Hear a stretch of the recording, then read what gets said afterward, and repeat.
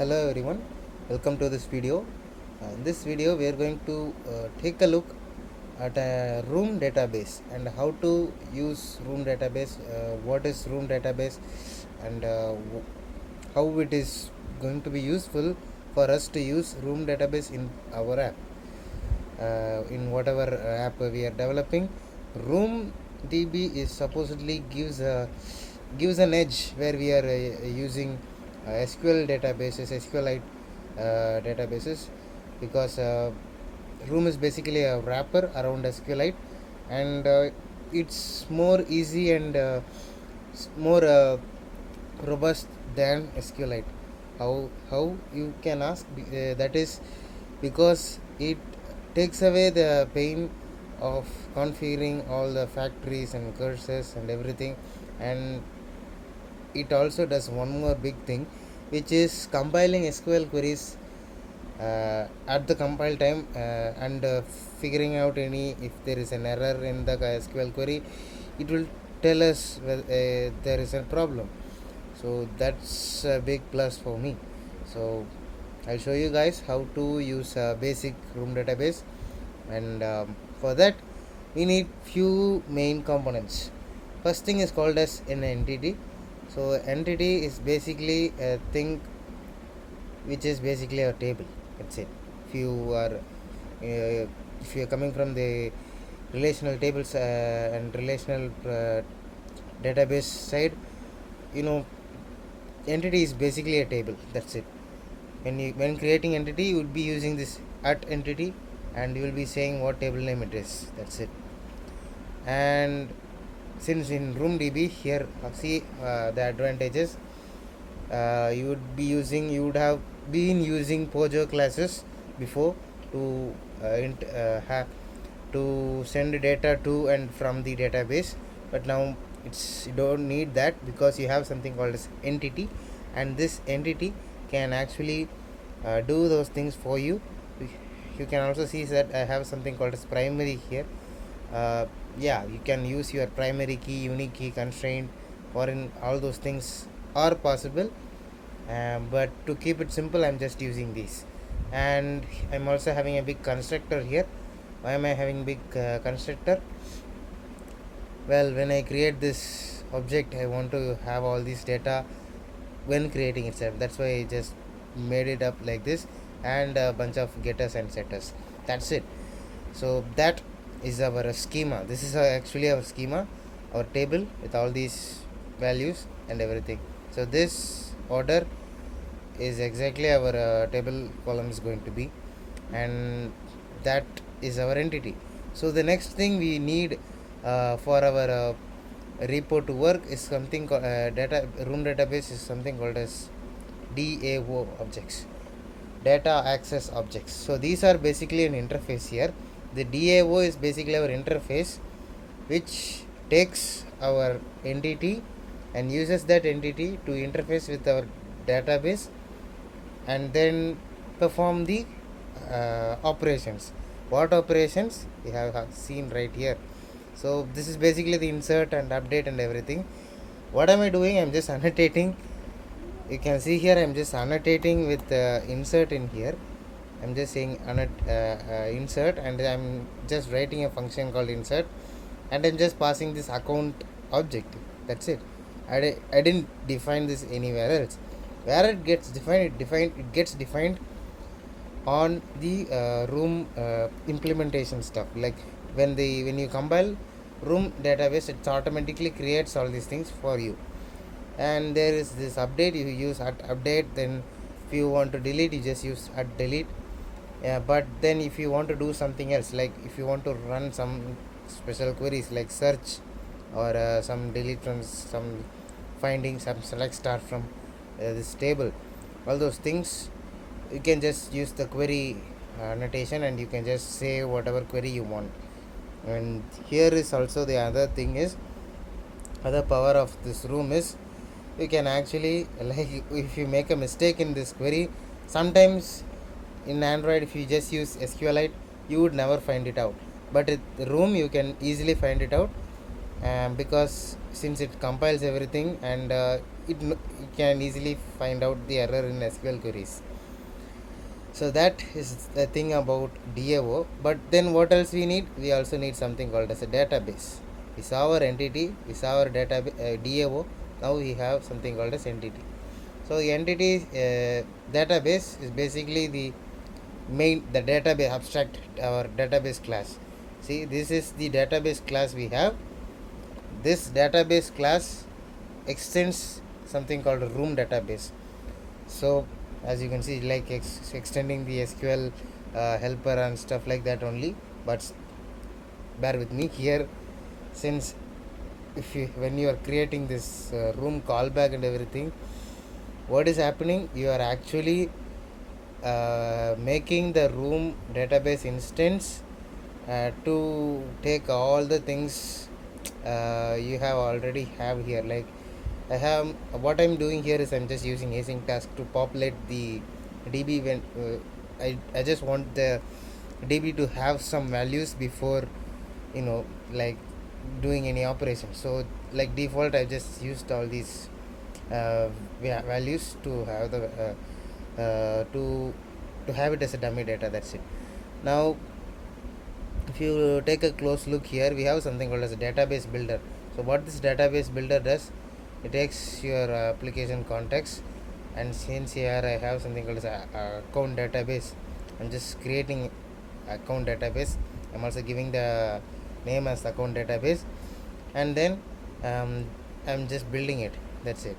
Then what happens, I'm just returning this synchronized way. I'm doing this in synchronized way, since that's how we basically create a database. Then we have this account DAO. If you don't know what this account DAO is, this is the interface we have. Like, yeah. So why we are making it abstract? Because we don't define it. Room defines it, whatever we need automatically.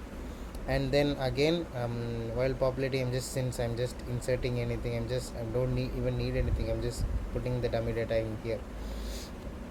What is happening, it just adds all this data into the database. So since to make use of all these things, since all these DBs and DAOs entities, all these things are differently new, and I want to make it a little bit more simple with a little bit of an MVVM architecture. So I have all the activities, I have just grouped it together. So here we have something called as a banker app. We are going to use the same CRUD operations, we are going to demonstrate it. So we are going to create some accounts, and then what we are going to do, we are going to check the balance. We are going to credit some amount to the account. We are going to debit it. We are going to transfer money, have a login for each account. Then that's it. Just check the balance and manipulate the data of each account. So, and that is available only for the admin. These are the common tasks we had in this project. So let me just show you the activities. So these, since I'm using the MVVM architecture, I have something called as a view model. So each activity is binded to a view model, and this view model uses the adapter to put the data into the recycler view, and the user is able to see it. So that is the higher level overview of what is happening in here. So I'll just go ahead and launch the app. So let's take a look at ourselves. Now, as you all can see here, this is the starting page, and here we have the admin and user login. So two logins. Based on both, we have something called as shared preferences over here. I'm using shared preference to see who is logged in. So if I'm going to click on user, it's logged in, because if I go and check balance, it says 200. I do the same thing with admin, it again logs in, and then I view all the accounts. who has 200, user 2. I have logged in as user 2, that's why. So if I restart the entire activity, you can see that I am not logged in, it's just empty. And if I try to check balance here, it's gonna say I have to log in again, because oh yeah, I didn't even refresh, that's why. Okay, so I just log out, and then if I check balance, I have to log in again, right? Yeah, same thing. So now I just go into the admin mode. I'm gonna show you what I have here. So the list of users which I have shown to you in the account databases part here, since I have used all this insert functions here to insert all this data into that. And then the recycler view thing is coming in handy here. I can just swipe it up to delete the account actually. Yeah, that's it. So I'm gonna just add a new account.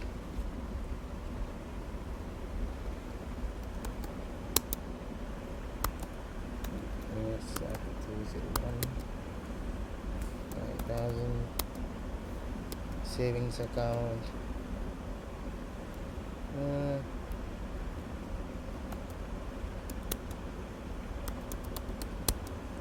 Sample.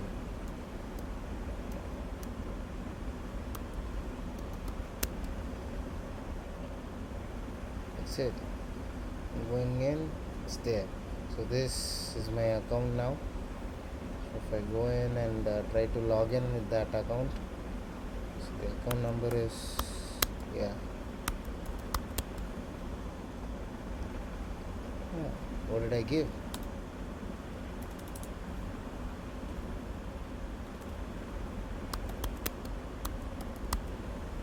Okay, I just logged in as user 1 now. Okay, so I have logged in as user 1. I'm going to check my balance, which is, yeah, that's it, checking the balance. No, not create.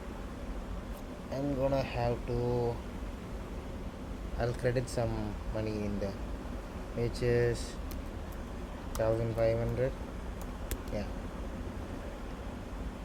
and then I'll debit some 400. Okay, so if I view all the accounts, you can see it was initially having 500, then I added 1500 and debited 400, that's why it's 1200 now. Next, what I'm going to do, I'm just going to transfer the money. How much I'm going to transfer? Around 200 to 201. Pin is about, yeah, yes.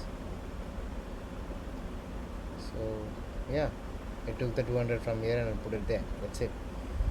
So that is what the admin mode, and it's both actually similar, except user is limited with the options. Okay, now that is what I have here. So that is the basic demonstration of the uh, room database. If you want to take a look at all these code, I'll link it in the description, and I'll put the GitHub link into that also. So thank you for watching. Have a nice day.